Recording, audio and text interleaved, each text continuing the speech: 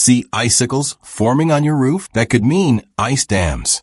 Ice dams can force water into your home. Here's how to remove them safely and prevent damage. Ice dams form when snow melts and refreezes at the roof edge. The trapped water backs up under shingles. Start by removing snow with a roof rake. Work from the edge upward carefully. Never climb onto an icy roof. Use calcium chloride to melt the ice. Lay the sock perpendicular across the ice. This creates a drainage path for water. Never chip at ice with tools. Avoid rock salt. It damages roofing. Blocked gutters worsen ice dams.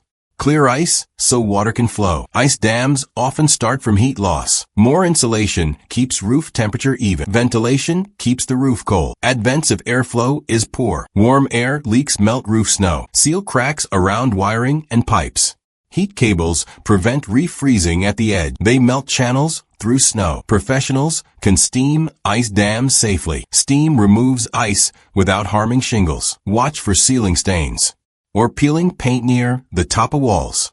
Remove snow after heavy storms. Keep attic temperature close to outdoor levels. Roofing membranes add protection. Fix damaged roofing early. Don't pour hot water. It refreezes quickly. Small icicles often signal bigger problems.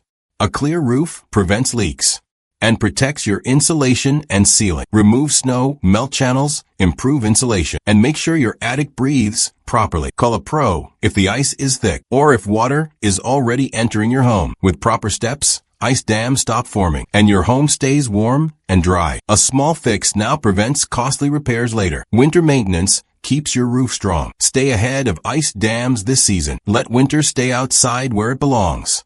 Save this guide for the next snowstorm. Simple steps make a big difference. Control heat. Control ice. Watch next for more winter home protection. Follow for more smart home repair guides.